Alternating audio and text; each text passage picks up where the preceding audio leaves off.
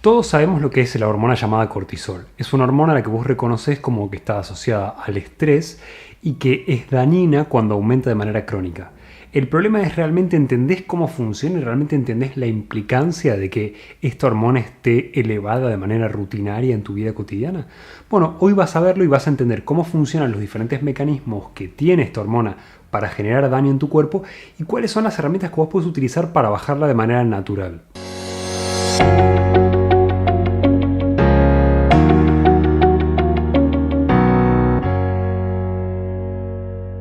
Lo primero que tenés que hacer es entender cómo funciona la hormona de manera natural. Está hecha para hacerte sobrevivir, no para arruinar tu calidad de vida. Cuando vos normalmente estabas en la sabana en África y te perseguía un depredador, un león o el animal que fuere, vos corrías para escaparte de esa amenaza, ese aumento momentáneo de cortisol y de adrenalina te ayudaban a escaparte más rápidamente de esta amenaza y por haber hecho este ejercicio, esta descarga metabólica, esta actividad simpática en tu organismo, como recompensa una vez que vos habías terminado esta actividad y te habías escapado efectivamente de la amenaza, el cortisol bajaba.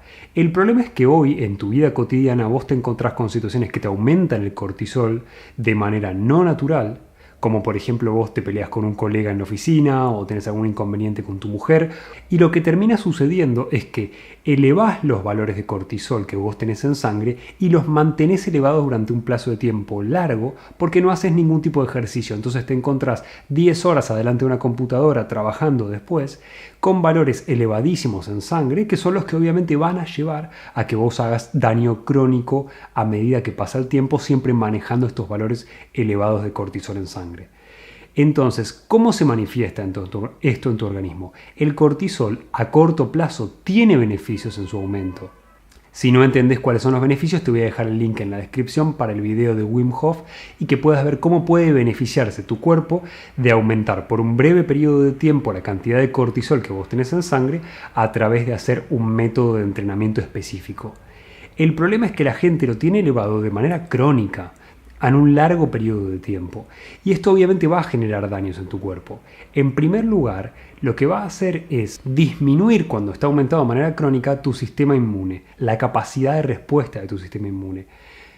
¿Qué implicancias tiene esto a largo plazo? Bueno, te hace mucho más propenso a enfermedades como el cáncer o enfermedades autoinmunes que van necesitando previamente, antes de que existan, necesitan para aparecer estas enfermedades un deterioro del sistema inmune crónico como para poder manifestarse en tu cuerpo gracias a el desarrollo de la enfermedad. Tanto en una enfermedad autoinmune en donde mi sistema inmunológico, mis defensas, fallan en el reconocimiento de qué es mío y qué no es mío y empiezan a atacar a células que son propias de mi organismo, o en una situación como el cáncer en donde falló el reconocimiento de qué células estaban enfermas y qué células no, y de la destrucción posterior que debería haber tenido lugar si yo hubiera tenido un sistema inmune hábil y fuerte.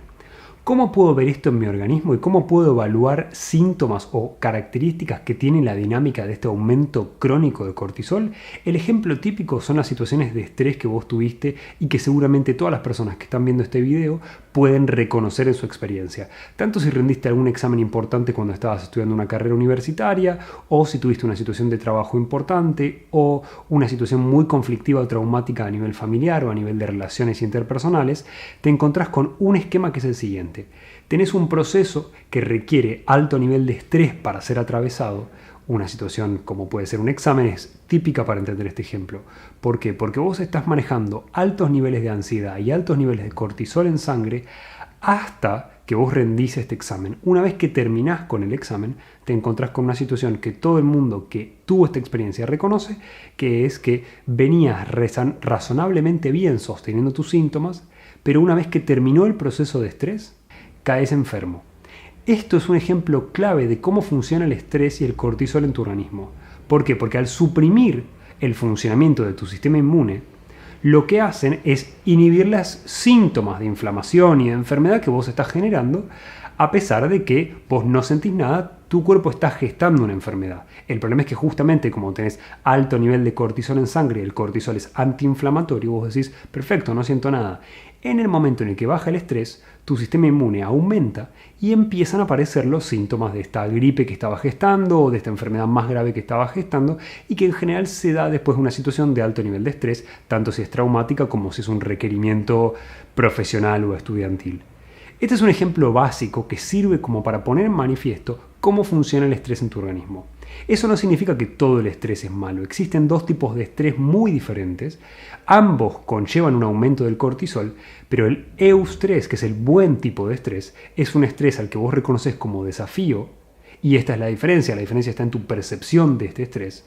El estrés que vos reconoces como desafío tiene un aumento de cortisol, pero por un periodo muy breve de tiempo, mientras que el distrés, que es el estrés que todo el mundo reconoce como el típico estrés dañino, es un estrés que tiene un aumento crónico de cortisol en sangre. Entonces, ¿cómo puedo medir el funcionamiento de este estrés y la manera en la que mi cuerpo va a lidiar con este estrés? Bueno, lo que tenés que entender es que el cortisol se produce en un lugar de tu cuerpo llamado glándula suprarrenal. Son unas glándulas que están encima de los riñones y que se dedican a producir adrenalina, noradrenalina, cortisol y varias otras hormonas y neurotransmisores. El punto es que si yo tengo una buena producción de cortisol, mi cuerpo tiene que aprender a lidiar con el efecto negativo del cortisol. Y esto se genera reduciendo la actividad simpática que existe en tu organismo. Ahora, ¿cómo medimos cuán bien lidia nuestro organismo con el cortisol? Porque es fácil medir el cortisol en sangre, pero muchas veces vos te encontrás con personas a las que le haces un análisis de cortisol en sangre, no tienen valores altísimos, pero tienen una mala capacidad para lidiar con ese cortisol. Entonces, ¿cómo medimos la actividad del organismo para evaluar cuán bien o cuán mal mi organismo es capaz de lidiar con este aumento de cortisol, este aumento de la actividad simpática? Bueno, se hace con una técnica que tiene que ver con la variabilidad de la frecuencia cardíaca.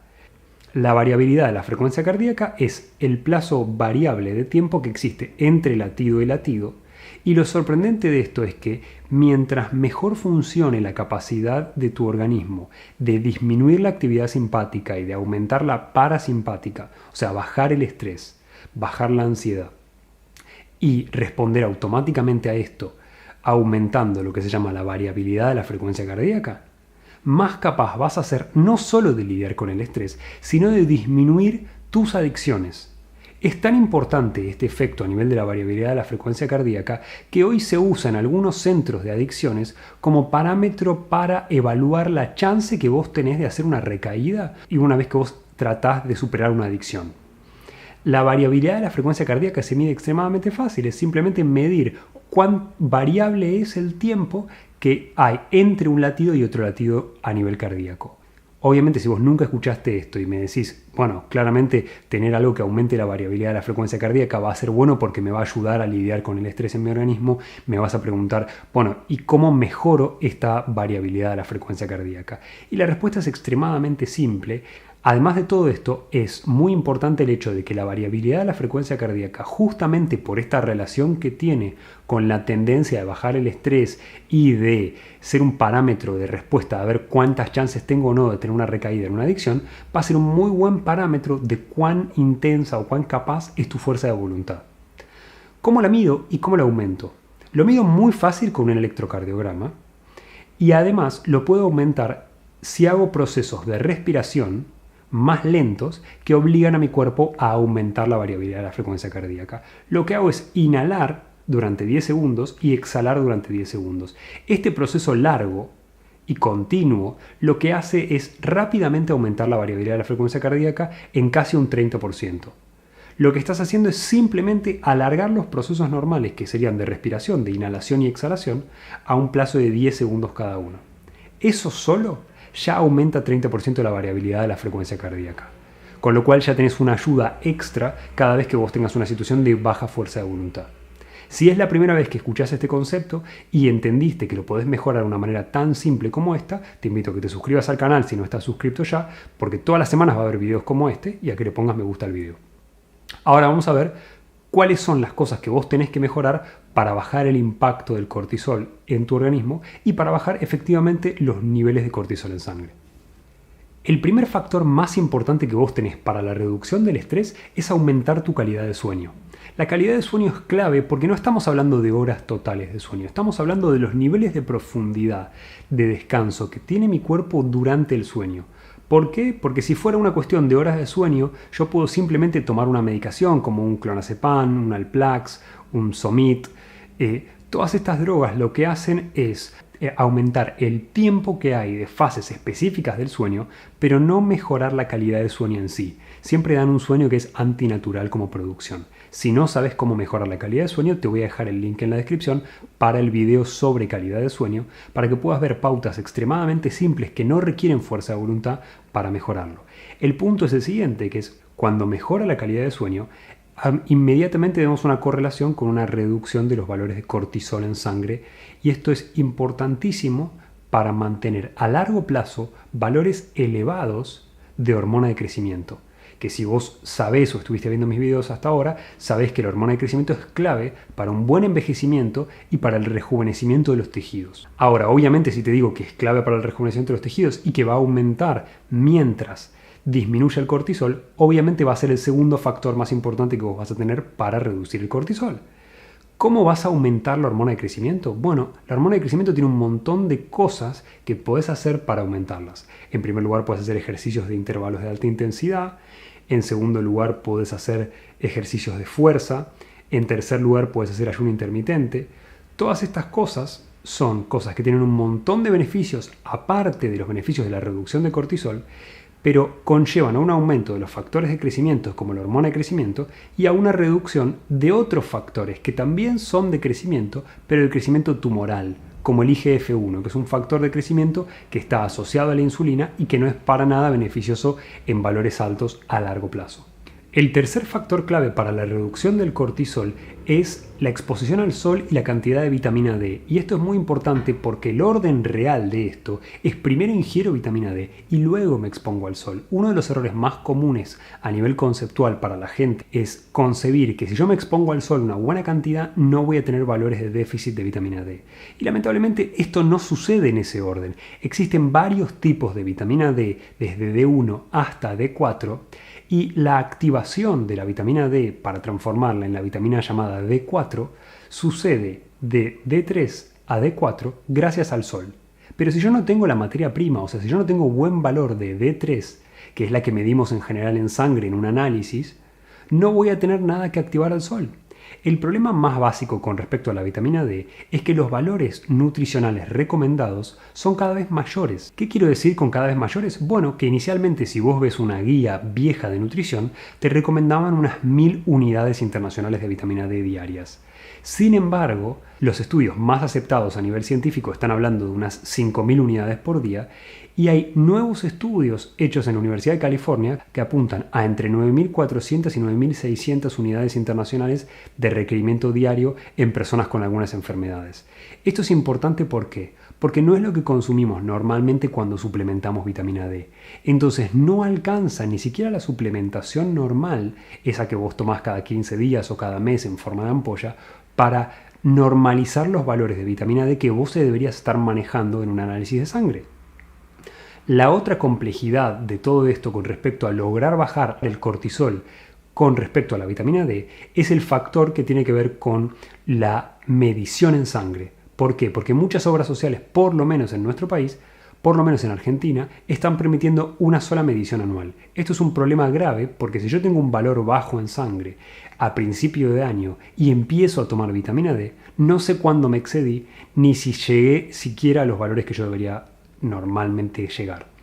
Esto obviamente va a llevar a un problema que es el desconocimiento de si yo estoy manejando valores correctos o no en sangre de vitamina D, tanto para déficit como para exceso, porque los dos conllevan su problemática. El cuarto factor que vos podés utilizar para bajar el cortisol en sangre tiene que ver con el consumo de potasio. El potasio es una sustancia que es un mineral que nosotros adquirimos normalmente a través de un montón de vegetales en nuestra ingesta y que consumimos en déficit. Normalmente el ser humano antes consumía unas 7 a 10 veces la cantidad de lo que está consumiendo hoy en día de potasio. Obviamente esto conlleva una consecuencia de déficit a largo plazo. Y además el problema grave que tiene es que el potasio ayuda a la conductividad eléctrica de tu cuerpo. La gente muchas veces piensa en química, piensa en qué debo comer para estar sano, por ejemplo, en términos de nutrientes, en términos de vitaminas, en términos de minerales, y se olvida de que el cuerpo, además de tener una maquinaria química, funciona de manera eléctrica previo a esta activación química.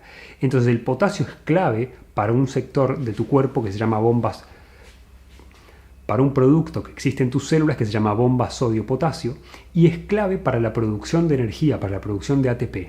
¿Cuál es el problema más importante con respecto al potasio? Obviamente que lo consumimos en baja cantidad y que nadie consume sus 7 a 10 porciones de vegetales diarios como para alcanzar la cantidad de potasio necesario. Y esto es clave porque el potasio, además de ayudarte a reducir el cortisol y además de ayudarte a activar este sistema eléctrico, lo que hace es ayudarte a ir de simpático a parasimpático. Esto es importantísimo, ¿por qué? Porque mucha gente empieza a encontrarse con conceptos o con consejos como si tienes adicción a hidratos de carbono, usa el potasio porque probablemente tengas un déficit de potasio o un déficit de L-triptofano, que es un aminoácido, y son dos cosas que yo puedo suplementar de manera muy fácil que me reducen la adicción a los hidratos de carbono. Entonces es clave por varios aspectos diferentes el potasio y vas a obtener varios beneficios extras además de la reducción del cortisol suplementándolo o consumiéndolo en valores suficientes en tu organismo. Tener presente que la mayoría de nosotros lleva demasiado tiempo del día en actividad simpática y no en parasimpática, con lo cual ayudar a rebalancear esto es importantísimo. Y si el potasio te ayuda, es clave para esto. ¿Por qué? Porque normalmente nosotros utilizamos mecanismos parasimpáticos para reducir la ansiedad y el miedo, que son situaciones simpáticas. ¿Como cuáles? Bueno, como por ansiedad, el comer activa la digestión, que es un proceso parasimpático. Entonces automáticamente aumenta el parasimpático y yo me relajo y bajo la actividad simpática. Obviamente a largo plazo pago el precio de estar sobreingiriendo alimentos, sobre todo si ingiero hidratos de carbono de mala calidad. La quinta herramienta que puedo utilizar es una herramienta que me parece mucho más útil que las demás porque es mucho más fácil de hacer y puedo hacerlas varias veces por día, que es activar los puntos que existen en tu organismo para la activación parasimpática. En general, en digitopuntura se utilizan los mismos puntos que en acupuntura, pero sin agujas, en donde yo puedo activar puntos del meridiano de riñón para estimular la actividad parasimpática de mi sistema digestivo sin haber hecho la ingesta. Entonces, si yo sé que como porquería porque tengo ansiedad, puedo básicamente activar el mismo mecanismo con digitopuntura simplemente haciendo masajes en varios puntos del meridiano de riñón. En mi experiencia personal, el que más resultado da es un punto que se encuentra 2 centímetros para afuera y 2 centímetros por debajo del ombligo, masajeándolo simplemente de manera profunda con los pulgares. Una buena cantidad de tiempo vas a sentir un poco de incomodidad y esto es lo que hace que vos estimules el plexo que existe a nivel de intestino delgado, o sea, las redes neuronales que existen a nivel de intestino delgado, que automáticamente activan el parasimpático. Y como extra, si estás teniendo una dificultad muy importante con respecto a la cantidad de cortisol que vos tenés en sangre o a la situación de estrés que vos sabés que estás pasando en este momento y que por más que no lo midas, sabés que conlleva a un alto valor de cortisol en tu organismo, te recomiendo que consumas o suministres o suplementes con B1 y citrato de calcio, porque lo que van a hacer es ayudarte a sostener valores más bajos de cortisol en sangre y a no pagar un precio tan elevado a largo plazo gracias a ese aumento de cortisol. Todas estas herramientas son herramientas que no cuestan fuerza de voluntad, son herramientas fáciles de llevar a cabo y son herramientas que hacen la diferencia entre que vos te mueras a los 70 de una ACV y vivas hasta los 95 sin síntomas.